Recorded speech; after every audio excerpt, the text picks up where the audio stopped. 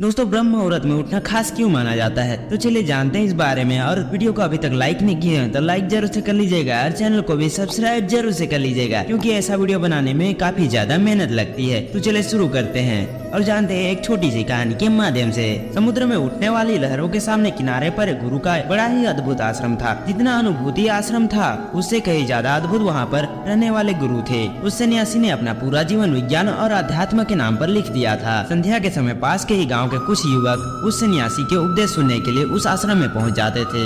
एक दिन संध्या उपदेश में एक युवक ने गुरु से एक सवाल किया। उसने कहा कि गुरुदेव, मन बड़ा ही विचित्र है। मैं बार बार अपने आप से ये बोलता हूँ कि ये गलती मैं इस बार नहीं करूँगा, लेकिन हर बार मैं वही गलती दोबारा से दोहराता हूँ। सोचता हूँ कि अतीत में जो गलतियाँ मुझसे हुई है उसके लिए पश्चाताप ना करूँ, लेकिन मेरा मन हमेशा पीड़ा से भरा रहता है। आप कहते हैं कि ध्यान सब दुखों को मिटा देगा, लेकिन मैं रोज ध्यान करता हूँ, लेकिन उस ध्यान का मुझ पर कोई फायदा नहीं मिलता। ऐसा क्यों होता है? मैं क्या करूं? कृपा करके मेरा मार्गदर्शन कीजिए। सन्यासी ने सबकी समस्या हल करते हुए कहना शुरू किया। उन्होंने बताया कि शुरुआती ध्यान सबसे ज्यादा कठिन होता है, क्योंकि शुरुआत में व्यक्ति के मन को आदत नहीं होती है। वो इधर उधर भागता दौड़ता अतीत की बातों को याद करता है, लेकिन ध्यान एक जगह पर लगा नहीं पाता। प्राचीन समय में जब कोई भी शिष्य अपने गुरु के पास ध्यान सीखने के लिए आता था, तो वो गुरु उस शिष्य को ब्रह्म मुहूर्त में ध्यान लगाने के लिए कहा करते थे, क्योंकि ब्रह्म मुहूर्त सृजन का समय होता है। इस समय सारी प्रकृति एक नए दिन की शुरुआत करती है। पक्षी पेड़ों पर कलरव करने लगते हैं, मुर्गे बांग देने लगते हैं,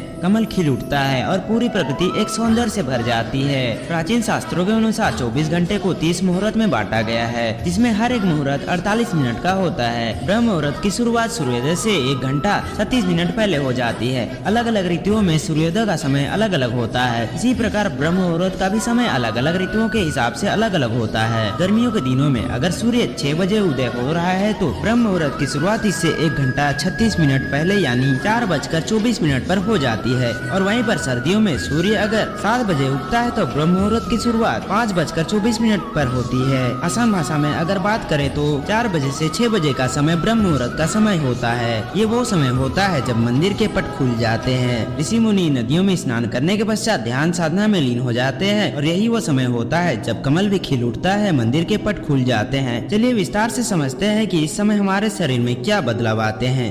आयुर्वेद का कहना है कि मनुष्य का शरीर 3 ऊर्जाओं से यानी कि 3 दोषों से बना होता है, विपत्ति और काव। यही तीनों ऊर्जा ये हमारी पूरी तरह से संचालित करती है। अगर इन तीनों दोषों का संतुलन हमारे शरीर में बिगड़ने लगता है तो हम तरह तरह की बीमारियों से ग्रस्त हो जाते हैं। इन तीनों में से सबसे मुख्य ऊर्जा होती है वात की। वात का संतुलन बिगड़ने से हमारे शरीर में 80 तरह की बीमारियां पैदा होती है। पित्त का संतुलन बिगड़ने से 40 और कफ का संतुलन बिगड़ने से 20 तरह की बीमारियां जन्म लेती है। इस प्रकार इन तीनों दोषों में से वात सबसे ज्यादा महत्वपूर्ण होता है, और वात हमारे शरीर में सबसे ज्यादा सक्रिय सुबह के 2 बजे से 6 बजे के बीच में होता है। यानी कि ब्रह्म मुहूर्त से पहले उठने वाले लोगों का वात हमेशा संतुलित रहता है, और इसी वजह से उनका पेट भी साफ रहता है। उन्हें कोई भी बीमारियां नहीं होती। वो हमेशा ऊर्जा से भरे हुए रहते हैं। उनका मुख कमल की तरह चमकता रहता है। उनमें असीम सौंदर्य पैदा हो जाता है। ब्रह्म मुहूर्त में उठने वाले लोग हमेशा आनंद में रहते हैं, और किसी भी काम को वो ध्यान बना लेते हैं। जो भी बुद्धिमान आदमी होता है वो इस समय को व्यर्थ नहीं गवाता। अष्टांग हृदय, जो कि एक आयुर्वेद की श्रृंखला होती है, उसमें लिखा हुआ है कि खुद को जानने के लिए सबसे योग्य समय ब्रह्म मुहूर्त का ही होता है। जो लोग ध्यान में गहरे उतरना चाहते हैं, खुद की खोज करना चाहते हैं, उन लोगों के लिए ब्रह्म मुहूर्त का समय किसी वरदान से कम नहीं होता। ये वो समय होता है जब पूरी प्रकृति एक नई शुरुआत करती है। इसलिए जो अतीत में होता है वो पीछे छूट जाता है। दिन में और किसी समय ध्यान करने से आपको विचार परेशान कर सकते हैं और आप ध्यान को लगा नहीं पाएंगे, लेकिन ब्रह्म मुहूर्त में जब दिन की शुरुआत होती है तो आपका मन और मस्तिष्क पूरी तरह से खाली होता है, और ध्यान में उतरना उतना ही आसान होता चला जाता है। एक बार तथागत यानी कि बुद्ध के प्रिय शिष्य आनंद ने उनसे पूछा था कि हे तथागत, ब्रह्म मुहूर्त का समय आपके लिए कितना महत्वपूर्ण होता है? इस पर तथागत ने उत्तर दिया था कि जिस प्रकार मछली के लिए जल महत्वपूर्ण होता है, उसी प्रकार आनंद, ध्यान और शून्यता का जीवन जीने के लिए ब्रह्म मुहूर्त में सही समय पर जागना और जागने के बाद बाद ध्यान में उतरना जरूरी होता है। अगर आपकी यात्रा आनंद की तरफ नहीं है, आप दुखों में कष्टों में अपना जीवन जीना चाहते हैं, तो आपके लिए ब्रह्म मुहूर्त का कोई महत्व नहीं है। लेकिन अगर आप अपने जीवन में आनंद चाहते हैं, खुशी चाहते हैं, हमेशा ऊर्जा से भरा हुआ महसूस करना चाहते हैं, तो ये जरूरी हो जाता है कि बुद्धिमानों की तरह आपको भी ब्रह्म मुहूर्त का पूरा उपयोग उठाना चाहिए। सभी युवक ध्यान पूर्वक सन्यासी की बात सुन रहे थे। सन्यासी ने ब्रह्म मुहूर्त पर वैज्ञानिक दृष्टिकोण पेश करते हुए सभी युवकों को बताया कि हमारे मस्तिष्क के ऊपरी हिस्से पर पिनियल नाम की एक ग्रंथि होती है, जो कि मेलाटोनिन नाम का एक हार्मोन रिलीज करती है, जो हमारे शरीर में आनंद की उत्पत्ति का कारण होता है। ये वही हार्मोन होता है जितने अच्छे से और जितनी ज्यादा मात्रा में पिनियल ग्लैंड मेलाटोनिन नाम का ये हार्मोन रिलीज करती है, उतने ही आनंदित हम रहते हैं। लेकिन जैसे ही हम सूर्य के संपर्क में आते हैं, ये मेलाटोनिन नाम का हार्मोन अपने आप नीचे गिरना चालू हो जाता है। और इसी वजह से जो लोग देर से उठते हैं, अक्सर ऐसे लोग बिना कोई कारण के ही तनाव में रहते हैं। उन्हें खुद समझ में नहीं आता कि उनके अंदर तनाव किस बात का है। छोटी छोटी बातों पर गुस्सा आना, चिड़चिड़ापन, ये सारे स्वभाव उसके अंदर पाए जाते हैं। शरीर और मन, मस्तिष्क की ये सारी प्रक्रियाएं मेलाटोनिन नाम के हार्मोन का पिनियल ग्लैंड द्वारा ठीक से रिलीज न हो पाना, इसी कारण कुछ इंसानों का स्वभाव ऐसा हो जाता है। ब्रह्म मुहूर्त के बाद ब्रह्म मुहूर्त समुद्रम नाम से जाना जाता है, जिसमें शरीर और मन की मूवमेंट होती है। इस समय पीठ पर सूर्य की किरणें सीधी आती है और सेरोटोनिन नाम का एक हार्मोन रिलीज होता है, जो हमारे मन और मस्तिष्क में ऊर्जा पैदा करता है, एक ताजगी पैदा करता है, जिससे हम दिन के सभी काम कर पाते हैं। चरक संहिता में लिखा हुआ है कि जो व्यक्ति रोजाना ब्रह्म मुहूर्त में उठता है, उसकी उम्र बढ़ने की रफ्तार धीमी हो जाती है। यानी जिन लोगों के चेहरे पर समय से पहले झुर्रियां आने लगती है, उनके बाल पकने लगते हैं, ऐसे लोग अगर नियमित रूप से ब्रह्म मुहूर्त में जागने का अभ्यास करें तो कुछ ही समय में वो पाएंगे कि उनके चेहरे की झुर्रियां और उनके बाल पूरी तरह से ठीक हो चुके हैं। एक युवक ने सन्यासी से सवाल किया कि गुरुदेव, कुछ लोग ब्रह्म मुहूर्त में नहीं उठ पाते, ऐसे लोग किस प्रकार ब्रह्म मुहूर्त पर उठने का अभ्यास कर सकते हैं? कृपा करके उसके बारे में मार्गदर्शन करें। सन्यासी ने कहना शुरू किया, ब्रह्म मुहूर्त में जागने के लिए जरूरी हो जाता है कि पिछली रात्रि आप सही समय पर निद्रा में चले जाएं। अगर आप सही समय पर नींद नहीं ले पाएंगे तो आप ब्रह्म मुहूर्त में पूरी ऊर्जा के साथ नहीं उठ पाएंगे। आप ब्रह्म मुहूर्त में उठने के बाद भी थका थका महसूस करेंगे, आपको नींद आएगी, झपकी आएगी और आप पूरी तरह से ध्यान नहीं लगा पाएंगे। इसलिए जरूरी हो जाता है कि ब्रह्म मुहूर्त के समय आप पूर्णतः उपयोग करने के लिए आप योग निद्रा का अभ्यास करें। योग निद्रा में नींद गहरी होती चली जाती है और कुछ ही समय में आपकी नींद पूरी हो जाती है। जो लोग योग निद्रा का अभ्यास करना चाहते हैं, उनके लिए एक गाइड मोटिवेशन हमने अपने YouTube चैनल पर अपलोड किया हुआ है। उसका लिंक हमने अपने